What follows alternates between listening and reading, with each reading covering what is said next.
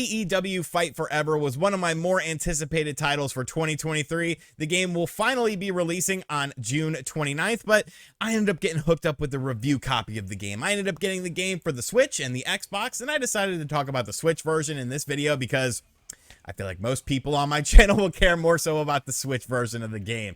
So AEW Fight Forever, what is this game all about? Are we going to be doing stinger splashes and putting people through tables? Hell yeah, we are. So let's take a look at AEW Fight Forever and talk about the truth of this game because, well, there's some things worth talking about. All right, I'm obviously going to have a lot of things to say about this game, so I want to give you guys the good, the bad, and maybe the ugly of AEW Fight Forever. We're specifically looking at the Switch version of this game. I have played it on Xbox as well. We're going to take a look at the different match types, the menu system here. I'll show you guys these actual matches as the video progresses on. Obviously, exploding barbed wire death match is what a lot of people want to see. There's online. I didn't capture any online footage, but I did play it with Wood, and it actually worked pretty well. Create a Wrestler, arenas. You have your Road to Elite, which is the story mode. You have your daily challenges, weekly challenges, all sorts of challenges. You have different things that you can unlock within the game with the in-game currency by doing aforementioned challenges, including some characters and different colorways. We'll talk a little bit more about that as the video progresses. Let's take a look at Road to Elite. I have already beaten this once. You're supposed to play through it multiple times with multiple characters. Basically, winning, losing matches kind of changes your career trajectory and how the stories play out. I will say these cutscenes look a little bit blown out on the Switch version, especially in handheld mode, comparative to the Xbox version of the game, but I mean, the mode itself is fun. Really, you're supposed to use it for created wrestlers in order to sort of beef them up and give them additional stats, but it is fun to play through with various characters that are on the AEW roster, and I had some fun with it, you know? As far as the actual gameplay of this game is concerned, we thought it was going to be a lot like No Mercy. I would say that there's definitely traces of No Mercy, but I wouldn't say it's a full-on No Mercy clone. Upon first inspection, you know, with the stamina meter and stuff like that, you're like, oh, you know, it's pretty much No Mercy, but it's a little bit more than just No Mercy. Instead of just having one punch button and that does punches and kicks, you have two. You have a dedicated punch button and you have a dedicated kick button. So that's a little bit different. You of course have the light grapples and the strong grapples. You still have different sorts of attacks. You know, you have signature moves in this game, which is actually different. You first get a signature move before you get a finisher. So that's kind of like a dual layer of almost like finishers, because the signature move and the finisher move are actually two different things. I would say that the gameplay is actually pretty fun once you like pick up on it. Like certain characters are able to do certain things that other ones aren't, like that springboard DDT.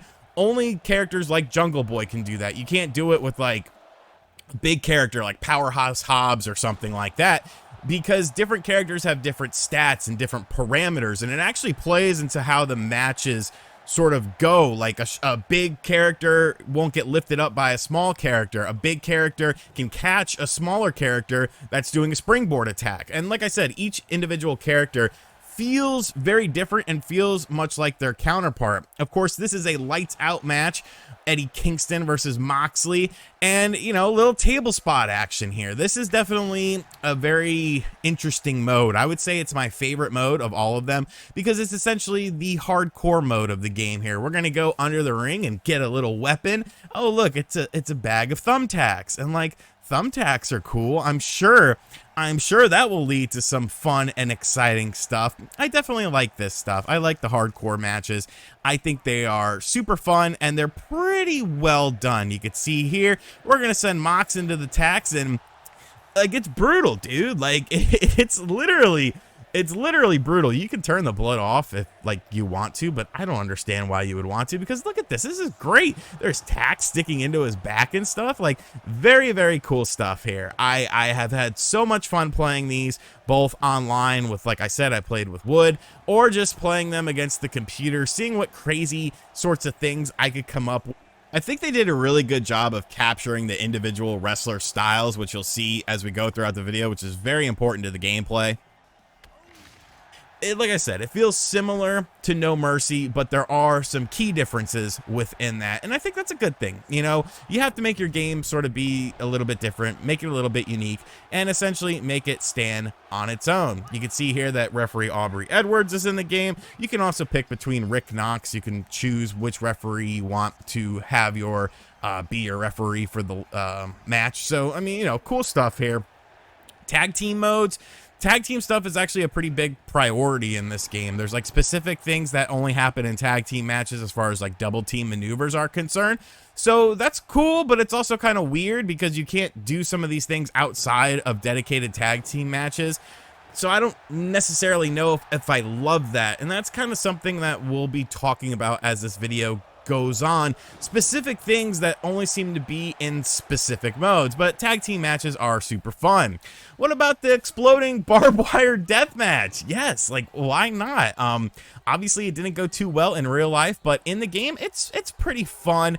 More of a novelty, I would say, though. There's a timer to the big explosion. It's 2 minutes at the start of the match, and basically you're just kind of waiting for that timer to go off. I mean, I guess you could theoretically finish the match before that, but you could throw people into the barbed wire and they get all cut up, and I'll show you guys the barbed wire boards in the corner.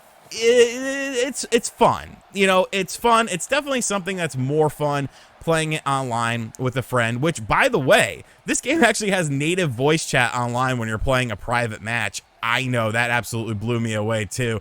Throw on a headset, play in handheld mode, and you can actually talk to your friends as you're playing the game.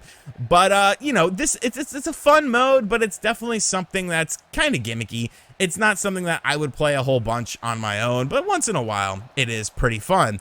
Now, another mode that I was looking forward to is the ladder match mode, and I would say that this mode needs some vast improvements. First and foremost, the only weapon within the ladder match mode are ladders.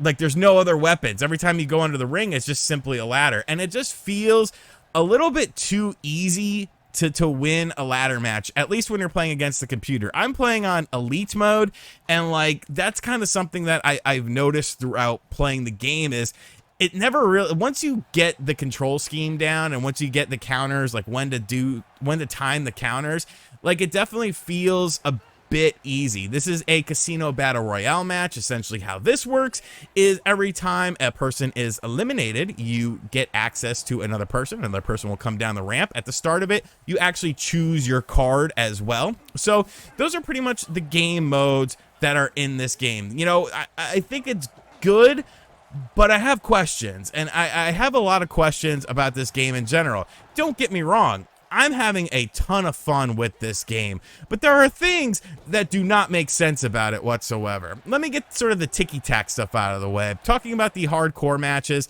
like some of the weapons are just kind of weird, and sometimes the tables are very, very wonky. They're extremely sensitive, and sometimes like something that you would think would put someone through a table, it actually doesn't put someone through the table. Obviously, they could sort of probably do some updates for that, but it is something that I just kind of wanted to mention, a little ticky-tack thing. But you know, beyond that, I do feel like there are some bigger problems with this game. One of them being is just there's a distinct lack of game modes. So like the lights out stuff, which is the hardcore stuff, you can only do that one-on-one. Like you can't do that against multiple people. And it's weird because in the story mode, you can. There's actually two, at least so far that I've seen, there's two different modes. There's a 4-way hardcore lights out match that you can't do outside of story mode. And there's a gauntlet match outside of story mode that also isn't in the game. And I'm kind of like, well, why the hell, why can't I choose those? I don't understand why I can't choose those modes, because they seem like they would be super fun to actually play, and they're obviously in the game, so why can't I play them in the game? I'm not quite sure of that. There's a lot of mystery stuff that I'm actually going to talk a little bit more about in a minute, but here's the biggest problem. The creator wrestler is crap. It is absolute crap on a stick, and like, I'm trying to make Nick Gage here, if you know anything about Nick Gage, and like, this is the best I can do. You can't do any face morphing. You can't really do any body morphing beyond just very basic stuff. You can't age people. Like, this isn't good. This is like a step back for Creator Wrestler. And THQ and Ukes, like, y'all know how to make a Creator Wrestler. You've done it for a very long time. Like, just a lot of things like this feel rushed. And I know that's crazy to say because this game has been delayed so much, but there are some aspects of the game that feel very rushed, and Creator Wrestler is definitely one of them. I will also say, as you've been watching this footage, you might be noticing like little hiccups from time to time, and that's not the recording. That's the actual Switch version of the game. I don't know why it does it, but it does do it. I don't know if it's an Unreal Engine sort of thing, but it is kind of noticeable, and it is kind of annoying, honestly. It's also does it online too, so it's like, I don't know, like it's kind of annoying. But, you know, graphically speaking, other than that, it's actually pretty comparable to the Xbox version of the game. The Xbox version of the game runs at probably 60 frames or just a higher frame rate than this version of the game does. But like beyond that, it's very, very similar, except for like the blown out graphics like I talked about in the story mode. I really do like this game.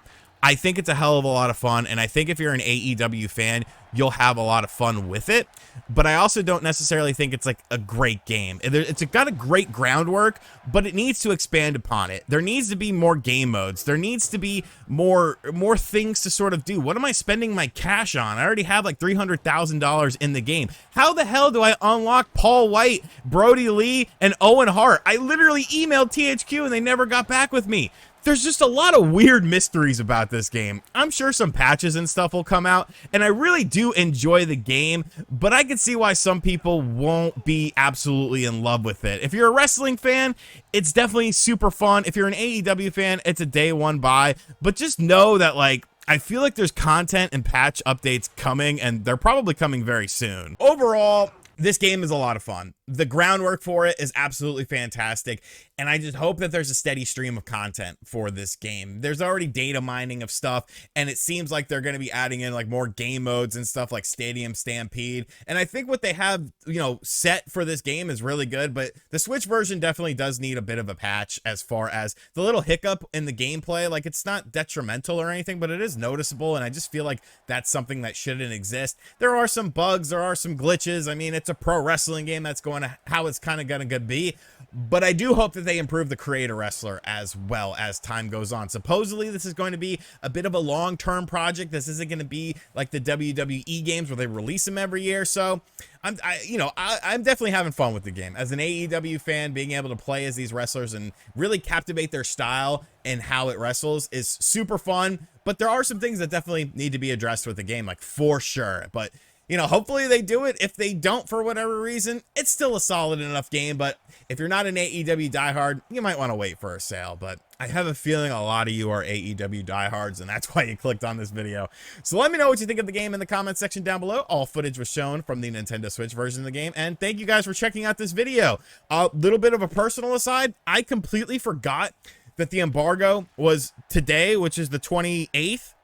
I thought it was the 29th. That's when the game actually comes out. So if this video sucks, I'm sorry. I filmed this very late at night, sort of in a panic. I hope you guys still enjoyed this video, and I hope I did a good enough job conveying the pros and the cons of this game. I love all you guys. Thank you guys for your constant support. If you're new to the channel, be sure to hit that subscribe button, like, comment, and share. And as always, I'll catch you guys on the next video, which will be later today because I already had a video scheduled. Later.